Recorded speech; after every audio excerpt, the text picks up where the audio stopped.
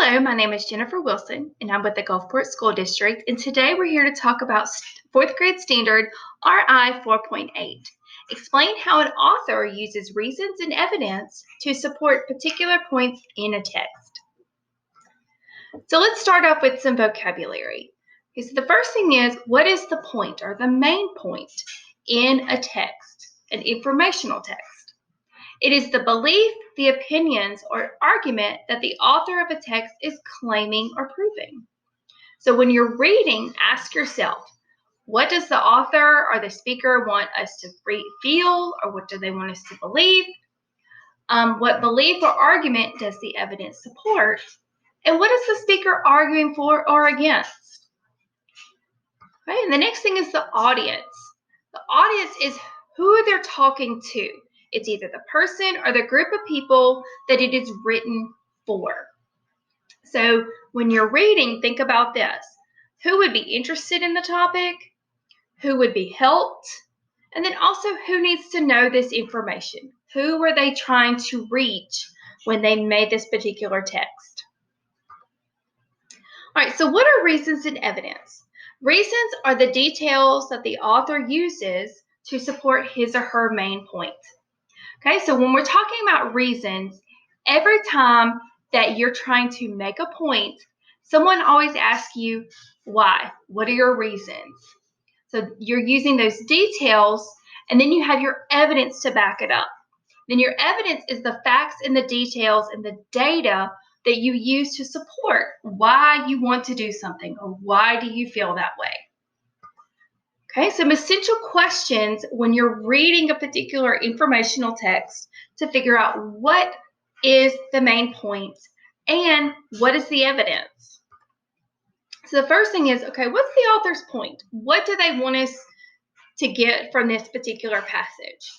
And then also, what evidence are they trying to use to support their point? And then where do we see the author provide the evidence to support his or her point? And then why did the author even write this? What are they trying to get from us as the reader? So let's look at some examples. Okay, the first one, many nearby schools are now allowing classes to keep class pets. After some research, I think this is a great idea that our school should adopt. Experts say that having a well-behaved animal in the classroom is great for students' attitudes and moods. It's also a great way to teach responsibility. Students can be assigned different jobs, such as feeding the animal or cleaning up after it. Of course, it's also a fact that there are hundreds of animals in shelters that are in need of good homes. The benefits clearly outweigh any drawbacks. As principal, I'm strongly suggesting that each of our classrooms get a pet immediately. All right, so the first thing is, let's talk about who is trying to make the point. So we have the school principal. So what is his main point? So he feels like all the classrooms at his particular school should get class pets. They should have one. Okay, so let's look at his evidence that or the reasons that he supports this idea. He says that it will help students become more responsible, and they will have jobs, and they will be able to feel, more responsibility after having these jobs. And then also he talks about how animals at shelters are in need of good homes, so we as a school could provide homes for those animals. So we see the main point, which is classrooms should have class pets, and then the principal provides his reasons and evidence saying that we should have those things in our classroom and what they could do for the students who have class pets. Okay, so let's look at another example. Okay. Many have suggested that our city should submit an application to host the Summer Olympics, but this is definitely a bad idea. The host city does receive some money from the state and federal governments. However, most of the money comes from the city itself, and we simply don't have it. Our city can also not currently handle the millions of visitors that arrive for the Olympics. We don't have the hotels, and we don't have the transportation to support the crowds. Because of this, many new buildings will have to be constructed for the tourists, as well as the events themselves. Look at the other cities that have hosted the Olympics. After it is over, many brand new buildings often remain empty forever. Let's just enjoy the Olympics on television as usual. It will be better for our city, our residents, and our budget. Okay, so looking at this particular text, we see that the point is talking about should the city be selected as a city to host the Olympics? Okay, so the author is trying to say no, that our city should not, even though it's been suggested that we should. But they gave reasons why it's not a good idea.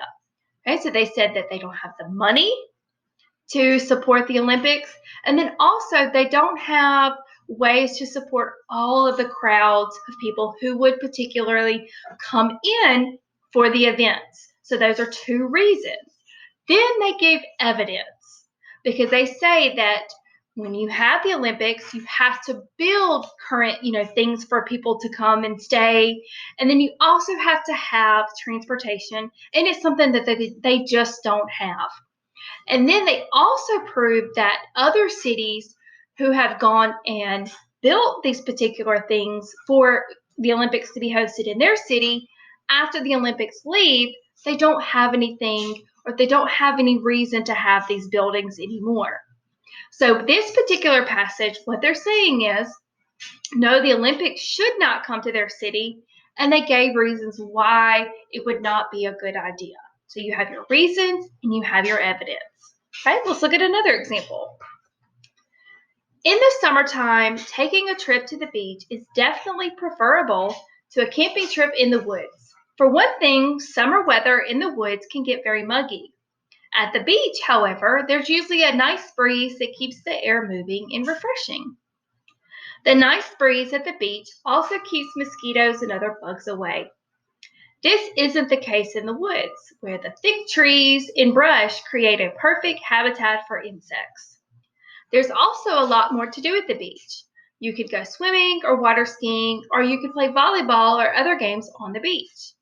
The landscape of the woods doesn't allow for much activity except hiking. When planning your next summer trip, the beach is your best bet. Leave the woods for the fall and the spring.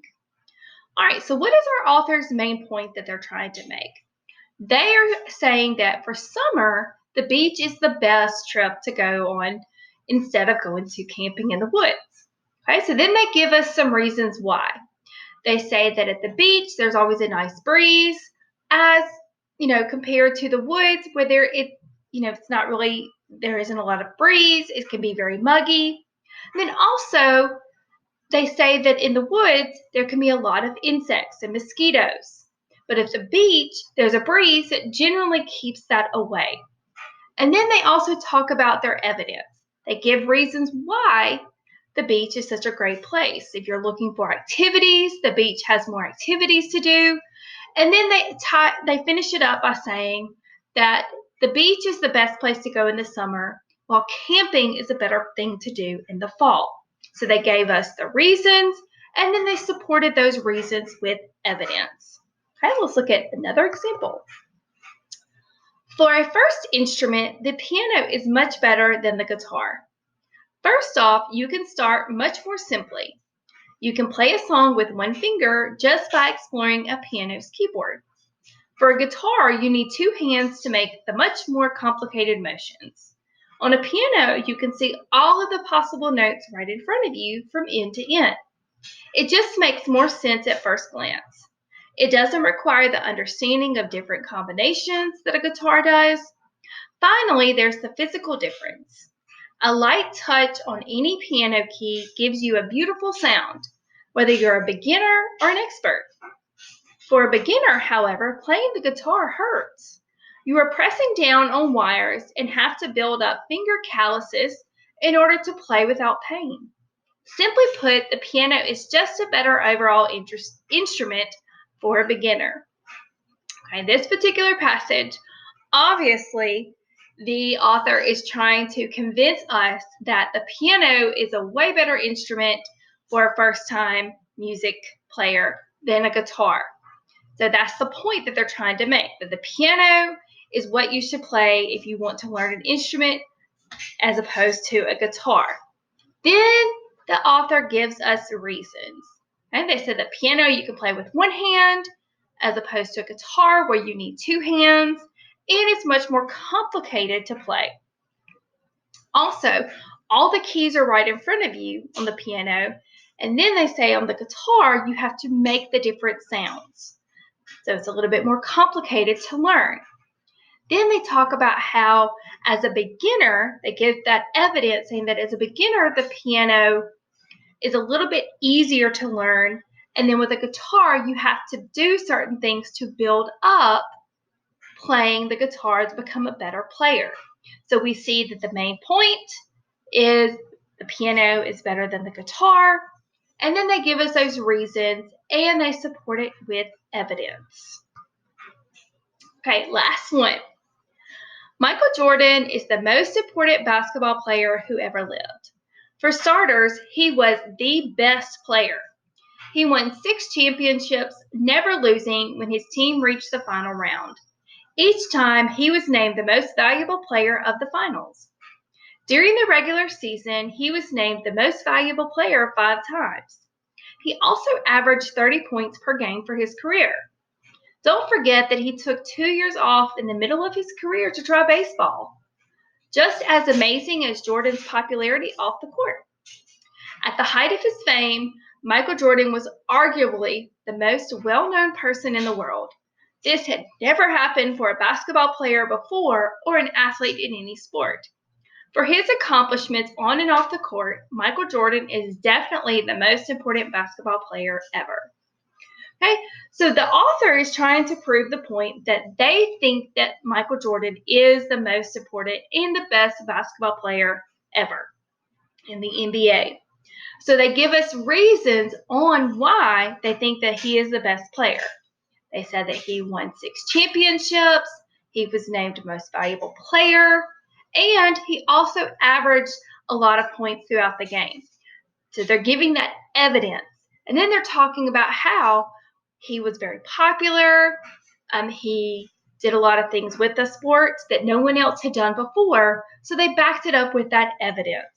So we have our points, and then we have our reasons, and then our evidence. And you will see that in informational text. They're trying to get you to feel some certain way or agree with them about their particular topic. So that is how you can look for reasons in evidence in an informational text.